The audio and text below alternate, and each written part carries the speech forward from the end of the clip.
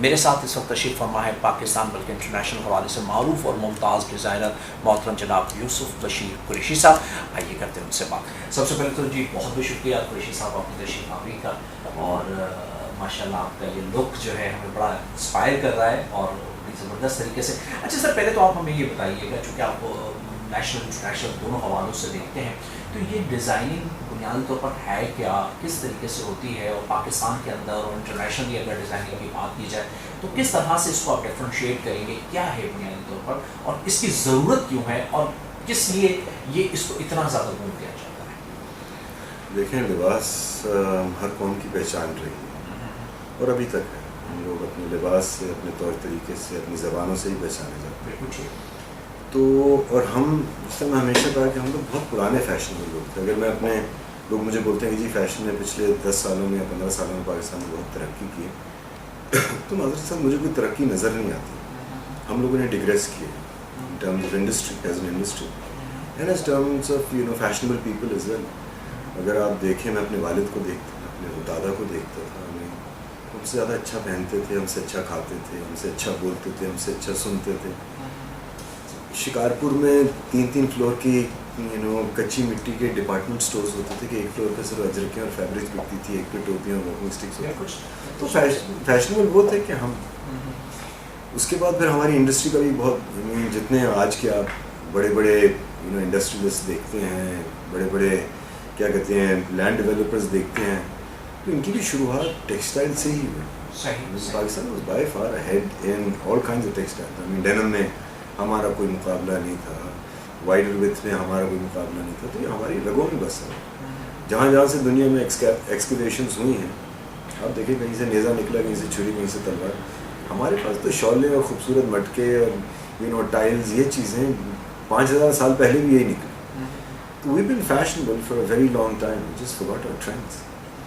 اور ابھی بھی یہ نہیں کہ ہماری انڈسٹری ختم ہو گئی. ابھی بھی اب آپ دیکھیں بڑے بڑے ماہناز جو برانڈز ہیں دنیا کے, ان کی ڈیولپمنٹس اور ان کی پروڈکشن ساری پاکستان میں ہوئی.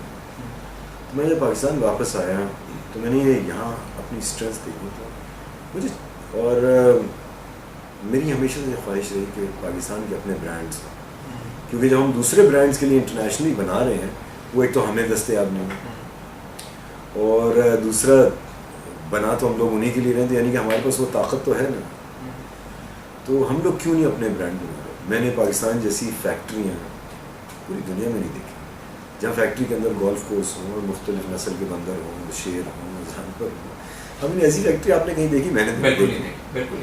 تو اب بھی یہ وقت آ گیا, اور جب یہ لون کا بخار شروع ہوا, بہت اچھا بخار تھا میرا خیال سے, بہت اچھا بخار ہے, کیونکہ پہلے ڈیزائنرز اپنی دنیا میں بس رہے تھے اور اپنے آپ کو بہت بہتر سمجھتے تھے, اور سمجھتے تھے کہ بس ویڈنگ سیزن میں ایک سیزن بنا لیں گے اور سارا سال چلے گا.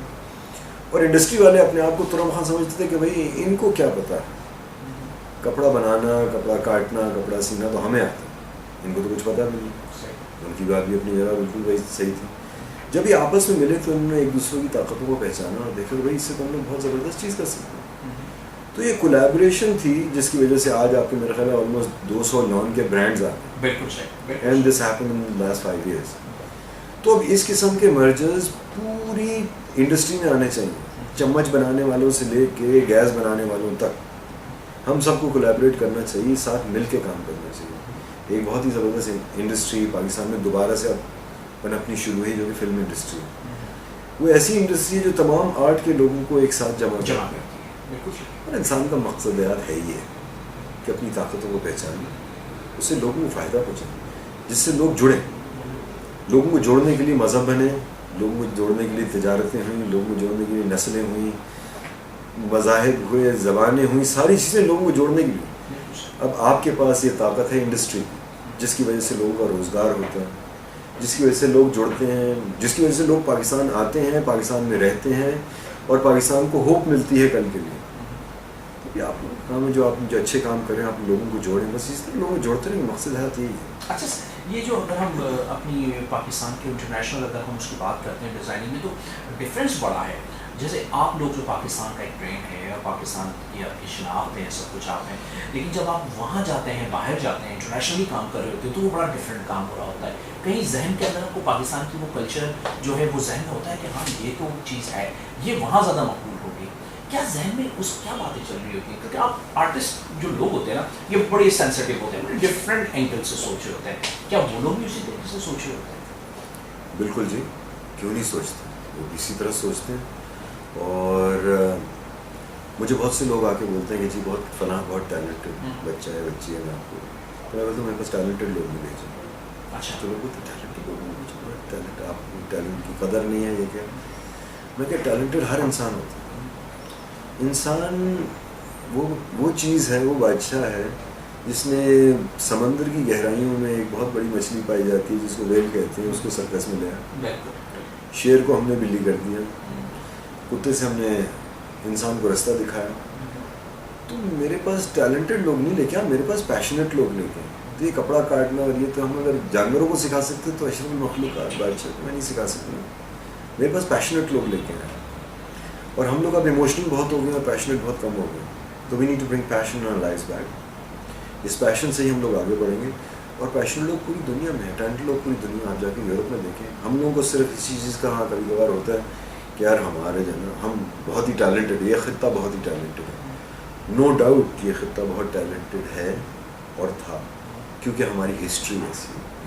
جب ویسٹ کو انسپریشن چاہیے ہوتی ہے نا تو ہمارے پاس یہ ہے، کیونکہ ہم سب سے پرانے ہیں. جب سب سے پرانے جن کی اتنی رچ ہسٹری ہے تو ہم ہی سب نے سیکھنا ہے. لیکن ہم نے بھی سب کو سکھانا، ہم کسی کو اپنے سے برتر یا کمتر نہیں سمجھتے. اور ہم لوگ بالکل عاجزی سے کام کریں، کیونکہ ہر بے ایمان کو بھی اپنے ساتھ ایماندار چاہیے. تو اسی طرح ہر مغرور کو بھی اپنے ساتھ بہت بہت دلیر آدمی چاہیے. دلیر وہ ہوتا ہے جو عاجز ہوتا ہے. عاجز ہونے کے لیے بہت دلیری چاہیے، کیونکہ اس سے آپ اپنی انا کو مارتے ہیں. تو وہی جو اعلیٰ ظرف ہوتے ہیں ہمیشہ جھک کے ملتے ہیں. سراہی سر میں گم ہو کر بھرا کرتی ہے پیمانہ. اور جو دوسرا کام کریں گے، لوگوں کو جوڑیں، ان کو ساتھ نشونما کریں، تو وہ بھی بہت ہی ایک ولیوں کا کام تھا جب آپ کے ہاتھ میں آ گیا. کیونکہ وہ درخت جن پہ پرندوں کے گھونسلے نہیں ہوتے، دراز جتنے بھی ہم معتبر نہیں. تو آپ تو وہ گھونسلہ ہیں جو سب لوگوں کی نشونما کرتے ہیں، سب لوگوں کو ملاتے ہیں. اور جب یہاں سے پرندے باوقار ہو جائے تو آپ ان کو ان کی اڑنے کی اجازت بھی دیں. ہماری نوجوان نسل جو ہے وہ آپ کی بڑی ماہر ہے، آپ کو بہت پسند کرتی ہے. تو اقبال کے حوالے سے کچھ کہنا چاہیں گے؟ دیکھیں، اقبال اس برے صغیر کے بہت بڑے صوفی تھے. ہم نے تو ان کے لیے کیا کیا، وہ ہمارے لیے کیا کچھ کرنا تھا. ہم تو ابھی تک وہی نہیں سمجھ پائے جو ہمارے لیے کرنا چاہتے تھے، جو انہوں نے ہمارے لیے سوچ رکھی. اور صرف ہمارے لیے نہیں، ہمیں کل کائنات کے لیے. جس طرح بات ہو رہی تھی کہ بھائی ہم نے تو ان کا فارسی کلام پڑھا ہی نہیں، لیکن اقبال سے بہت کچھ سیکھنے کو ملا، بہت آگاہی ملی. اور بہت سے جو ہمارے عقیدے تھے ان کو سمجھنے کی ہمیں صلاحیت آئی اقبال کو پڑھنے کے بعد. اور جس طرح میں نے ہمیشہ کہا ہے، اقبال سے ہمیں جو بہترین تحفہ ملا وہ تو ہمارا ملک، پیارا وطن. مجھ سے بڑا جو تحفہ ملا، جو انسانیت کو تحفہ ملا، وہ دعا کا تھا. اقبال نے ہمیں دعا دی، اقبال نے ہمیں دعا دی. دعا ہی ہماری امید ہے، اور دعائی پہ ہم لوگ سب کھڑے. سر آخر میں نوجوانوں کے لیے کیا میسیج دینا چاہیں گے؟ نوجوانوں کے لیے وسیع میسیج دینا چاہوں گا کہ ہمارے نوجوان، یہ جو نسل ہے نا، یہ پیڑھی بہت اچھی نکلی. یہ اس لحاظ سے اچھی نکلی کیونکہ سچی نکلی. لیکن ہم نے سچی تو نکل گئی، لیکن ہم نے ڈائریکشن نہیں دی. تو اب ہم نے ان کو کچھ ڈائریکشن دینی ہے. انہوں نے اب تھوڑا سا اور پیشنیٹ ہونا ہے، اور انہوں نے دیکھنا ہے کہ ہمارے طور طریقے جو تھے ہمارے آباء و اجداد کے، ان سے کس طرح یہ دنیا کو بینیفٹ دے سکتے ہیں. اور لوگ یہ سمجھتے ہیں کہ جی جس طرح میں واپس آیا پاکستان، تو بہت لوگ کہتے ہیں ہم نے بھی پاکستان آنے، واپس جانا پاکستان میں. دیکھیں، پاکستان آپ کا ملک ہے، آپ کی پہچان ہے، بالکل واپس ہیں. یہاں کے ماں باپ ہیں، بالکل واپس ہیں. یہاں جگہ ہے، واپس ہیں. لیکن یہ پوری دنیا مالک کی ہے. آپ کہیں بھی بیٹھ کے پاکستان کو فائدہ پہنچا سکتے ہیں. وہ آپ کی نیت ہے، اور نیت آپ کی دعا ہے. اور آپ کی دعا آپ کی محبت. سر وہ لوگ جو کہ آپ کی طرح بہت بڑے آدمی بننا چاہتے ہیں, ڈیزائنر بننا چاہتے ہیں, دنیا میں نام کمانا چاہتے ہیں, اور ٹیلنٹ ضرور ہوتا ہے ان میں, جیسے آپ نے کہا کہ اتنا بڑا ٹیلنٹ سنا, لیکن ان کو صحیح گائیڈنس نہیں ملتی اور وہ چاہتے بھی ہیں کام کرنا. تو ان بچوں کے لیے کوئی آپ ایسا میسج دینا چاہیں گے کہ جی اگر ہاں آپ اس کام میں آنا چاہتے ہیں تو ان کو بنیادی طور پہ کون سے ایسے پروٹوکال ہیں, کس طریقے سے ان کو آگے بڑھنا چاہیے تاکہ وہ اپنی چیزوں کو بہتر طریقے سے اس مقام تک پہنچیں؟ دیکھیے, سب سے تو پہلی چیز وہ اپنے آپ کے بارے میں معلوم کریں. ہمیں اپنے آپ سے تعارف ہی نہیں ہوا ہمارا. اس سے میں نے کہا سارے جواب ہمارے سینے کے اندر ہیں. جب خدا ہمارے سینے کے اندر تو سارے جواب بھی ہمارے سینے کے اندر ہیں.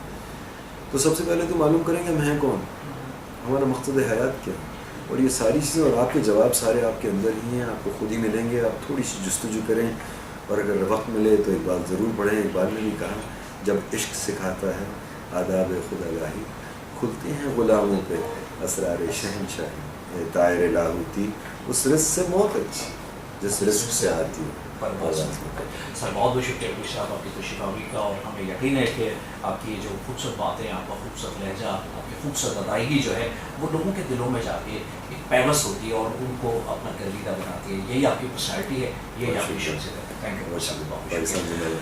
جی ناظرین کرام, ہمارے ساتھ معروف اور ممتاز ڈیزائنر موجود تھے. مختلف حوالوں سے ہم نے ان سے بات کی, لیکن سب سے بڑی خوبصورت بات یہ ہے کہ اقبال کو انہوں نے بہت اچھی طریقے سے پڑھا. بہت اچھی طریقے سے پڑھنا بہت سارے لوگ پڑھتے ہیں, لیکن سمجھنا سب سے بڑی بات یہ ہے, اور سمجھ کر پھر اس پر عمل کرنا یہ سب سے بڑی بات ہوتی ہے. اپنے میزبان AK میم کو اجازت دیجیے. اللہ حافظ.